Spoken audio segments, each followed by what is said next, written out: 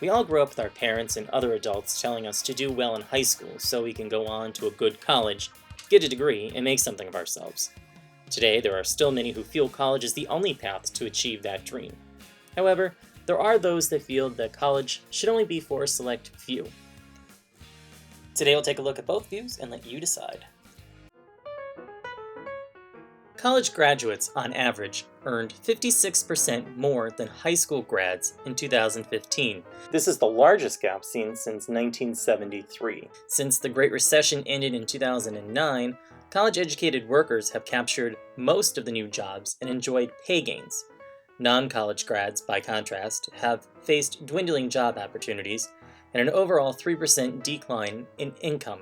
When the New York Times did their own analysis, they found the pay of people with a 4-year college degree has risen compared to that of those with a high school degree but no college credit.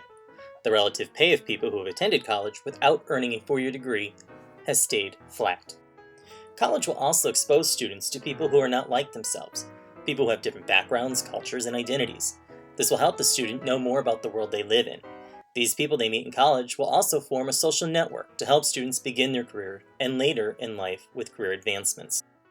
According to Rebecca Mead, staff writer for The New Yorker, college teaches students to nurture critical thought, to expose individuals to the single accomplishments of humankind, to develop in them an ability not just to listen, but to respond intelligently, all of which are habits of mind, from which a letter carrier, no less than a college professor, might derive a sense of self-worth. In 2011, 74% of students said college helped them grow intellectually, and 69% said college helped them grow and mature as people.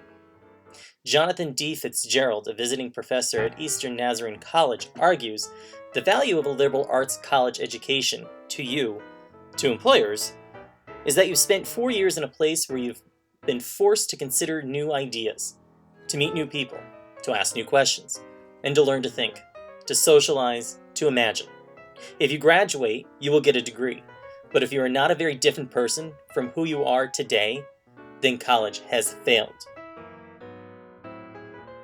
According to Abigail Hess of CNBC, as of May 2018, about 44 million Americans owed over $1.5 trillion in student debt.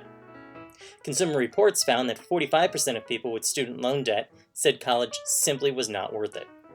Forbes found that 10% of students graduate with over $40,000 in debt, and about 1% have over $100,000 in debt.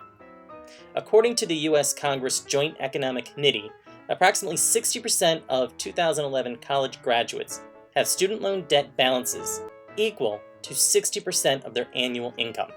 Because student loan debt can be so crushing, many are delaying many life milestones. In 2013, CNN found that 15% of student loan borrowers are delaying marriage, 29% are delaying home purchases, 40% are delaying buying a new car, and 41% of student loan borrowers are delaying saving for retirement.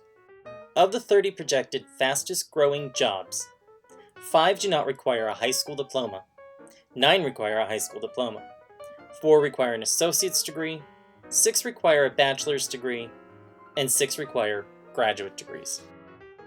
In a recent episode of All Things Considered, the NPR news show explored the lack of skilled trade workers in America.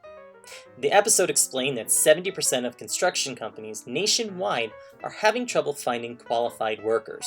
They attribute this partly to the idea that parents are pushing students to get a 4-year bachelor's degree, and they are not seeing the shortage of plumbers, electricians, and other tradespeople until something happens in their home that needs to get fixed, and they have to call somebody and pay a very high price to get repairs. America needs to encourage more youth to go into the trades. Construction, along with healthcare and personal care, will account for 1/3 of all new jobs through 2022, this according to the Bureau of Labor and Statistics.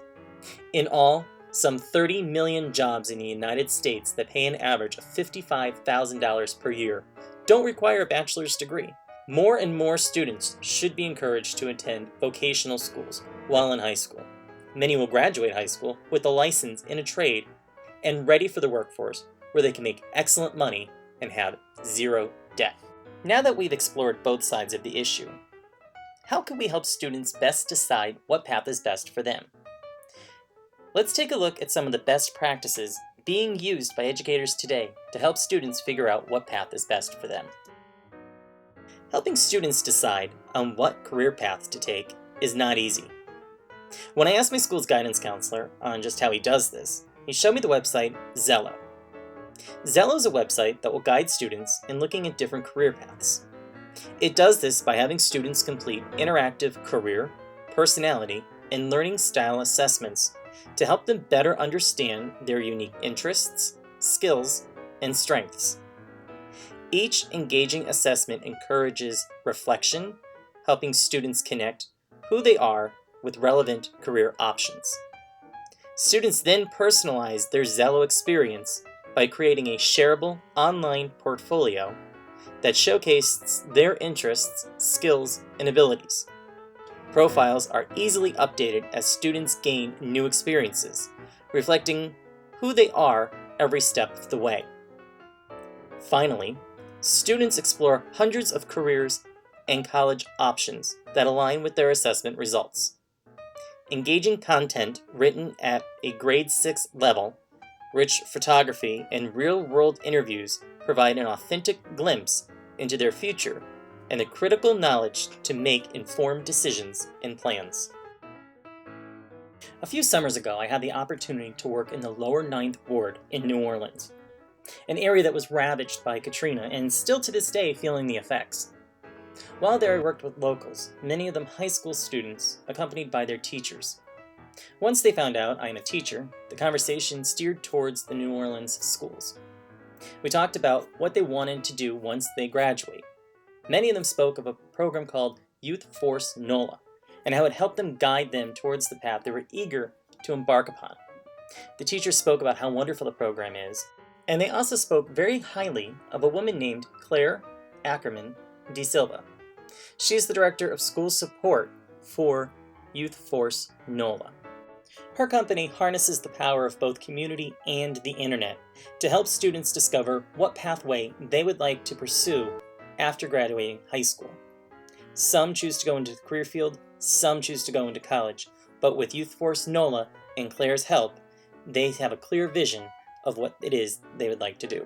Youth Force NOLA works hard to ensure that New Orleans public school graduates are thriving economically, and that they are the most sought-after talent for hiring and advancement in the region's high-wage, fast-growing industries, understanding that the educational system may not have worked or benefited all students, holding them back from their full potentials.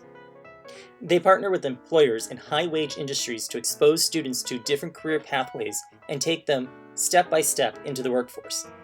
They focus on 3 major pillars that come together to form a well-career pathway program of study, as integrated students experience both inside and outside the classroom, where they receive career exposure, skills building, and work experience throughout their teens. A major portion of Youth Force NOLA is getting students into the field where they would like to work. Here, students can see the day-to-day goings-on of that career and talk to mentors who work in that field and explore education or training pathways to obtain a job.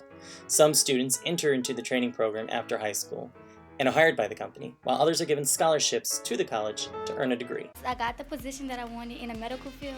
I feel actually excited, I'm exhilarated, just ready to get to it. I get to jumpstart something that I really want to do. I want to major in marketing, so I actually get an opportunity to practice that.